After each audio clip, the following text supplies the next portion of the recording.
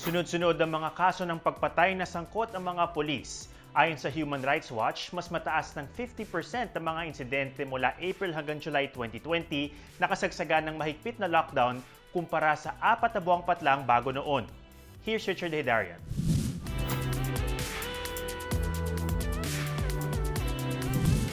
To serve and protect. Service, honor, justice.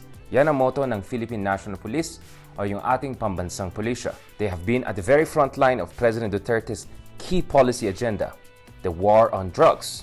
Pero kamusta naman ang performance of the Philippine National Police under President Duterte? How are they being perceived by the Filipino people? And what are these allegations of abuse and extrajudicial killings against the Philippine National Police? Pag-usapan natin yan. To serve and protect, yan ang motto ng Philippine National Police. But many people have second thoughts about that.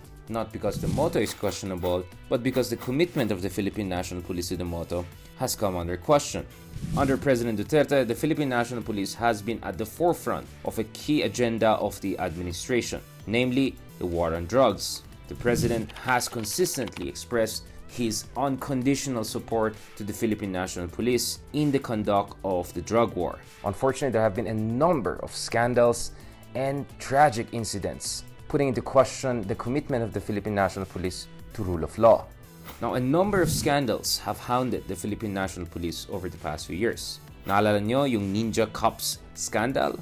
Former Philippine National Police Chief Oscar Albayalde and 12 others of his former subordinates faced backlash last year following allegations that he allowed a drug lord to escape in exchange for 10 million and 200 kilograms of shabu after a drug raid in Pampanga 6 years ago. Think of Winston Ragos, a man who identified himself as a retired military personnel and was shot dead by a cop manning community quarantine checkpoint in Quezon City this year. Or think of another victim, Fabel Pineda, all police personnel of Cabugao Municipal Police Station and San Juan MPS in Ilocos were relieved from their duties, and kasama din dyan yung Cabugao MPS chief who was slapped with obstruction of justice charges following the death of Fabel Pineda. Or remember another blunder by the Philippine National Police. Think of the Hulyo encounter. Earlier this year, the National Bureau of Investigation filed 4 counts of murder and planting of evidence against 9 cops involved in a certain encounter. And the latest tragic incident, the shooting in Tarlac. A police officer with a long record of abuse from Parañaque City was caught on video shooting to death a mother and a son in Panique, Tarlac in broad daylight on Sunday. The Human Rights Watch has reported that the Philippine National Police killed 50% more people between April to July 2020 than they did in the previous 4-month period.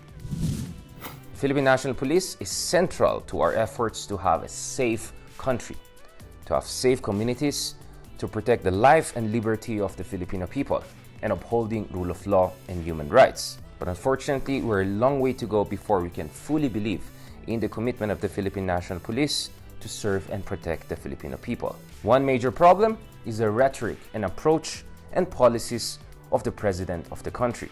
The way forward is reform both at the very top in terms of the approach and policies of the civilian leadership, the commander-in-chief, but also organizational reform and doctrinal reform within the Philippine National Police. Ako po si Richard Hedarian. Stand with us, stand for truth.